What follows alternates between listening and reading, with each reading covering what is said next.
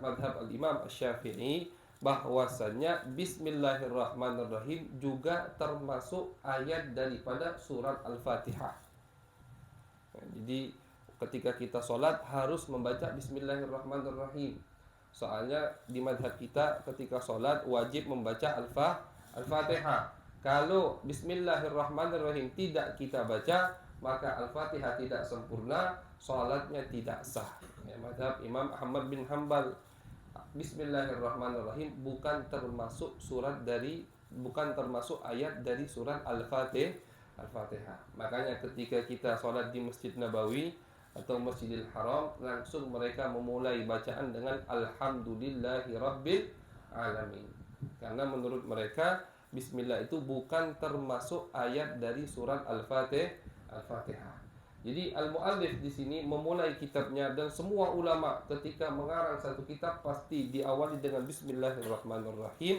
Pertama karena mengikuti iktidaan bil kitabil aziz, mengikuti tertib Allah Subhanahu wa taala yang ada di dalam Al-Qur'an. Ketika setiap membuka surat pasti diawali dengan Bismillahirrahmanirrahim. Pengarang Syekh Yusuf An-Nabhani memulai kitabnya dengan Bismillahirrahmanirrahim karena mengamalkan sabda Nabi besar Muhammad sallallahu alaihi wasallam, kullu amrin dibalin la yubda'u fihi bi bismillahirrahmanirrahim fahuwa abtar. Kata Nabi Muhammad sallallahu alaihi wasallam, setiap perkara yang bagus kalau tidak dimulai dengan mengucapkan Bismillahirrahmanirrahim, maka perkara tersebut tidak akan berkah, tidak akan selesai, cepat terputusnya. Mau bangun rumah, usahakan sebelum bangun rumah ucapkan Bismillahirrahmanirrahim.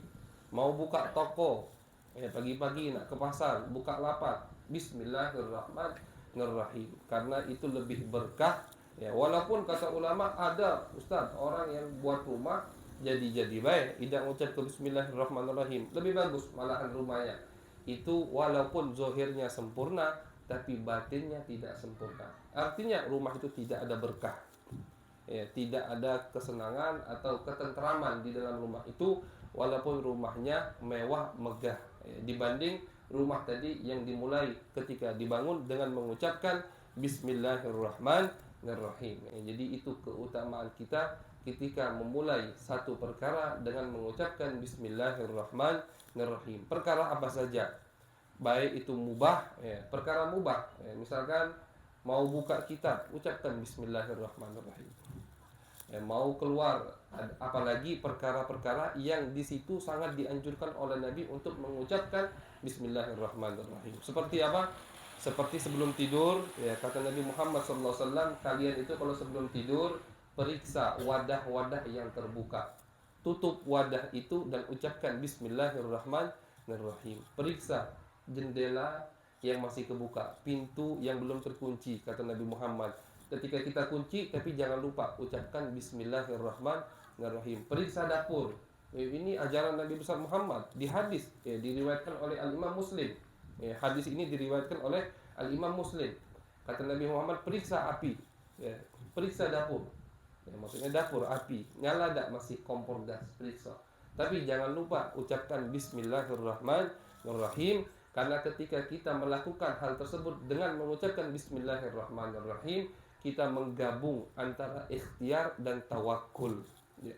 Menggabung antara ikhtiar dan tawakul. Apa ikhtiar? Usaha, pintu rumah dikunci, itu ikhtiar, biar tidak ada maling masuk.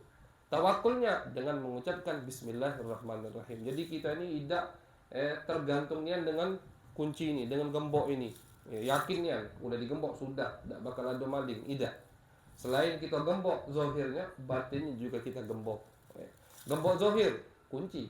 Gembok batin dengan mengucapkan Bismillahirrahmanirrahim. Tadi yang menggabung antara ikhtiar dan tawakul. Makanya setiap amal kita, ayo biasakan ucapkan Bismillahirrahmanirrahim. Saya ulangi lagi, ada cerita yang sangat terkenal dan sering Al-Fakir sebutkan cerita ini. Satu orang, setiap kelakuan dia itu pasti diawali dengan Bismillah. Sampai-sampai istrinya porik, unyam. Dia ini biasa begini kan, cepat unyam. Dia ni ucap bismillah terus, tidak yakin dengan bismillahirrahmanirrahim. Akhirnya si laki ini baru pulang dari pasar, bawa duit segepok, habis gajian mungkin, akhirnya diintip sama bini ya, di mana laki aku ini naruh duit tadi. Oh, di lemari itu sudah. Lakinya mandi atau istirahat, diam-diam si perempuan tadi, istrinya, ambil uang yang di lemari, diumpeti. Setelah diumpeti, lakinya tadi sebelum naruh duit mengucapkan bismillah. Ini cerita sangat terkenal, sangat masyhur. Habis diumpeti sama istrinya uang tadi, pura-pura istrinya minta sama suaminya, Mas minta duit. Tadi kan balik mau duit, minta duit, duit belanja habis misalkan. Oh ada, kata suami. Diri suaminya tadi, perempuan ini mau bikin malu suaminya. Maksudnya tidak semua itu harus diucapkan bismillah. Akhirnya diri suaminya buka lemari, Allah perintahkan satu malaikat untuk ngambil uang tadi yang diumpeti oleh istrinya untuk dikembalikan ke lemari tadi, tempat awal dia menaruh uang tadi, dengan mengucapkan bismillah. Dibuka sama suaminya lemari, diambil, ada duitnya. Istrinya kaget, duit itu sudah aku singiti. Yakin dia nyingiti duit tadi, tapi ada lagi di situ.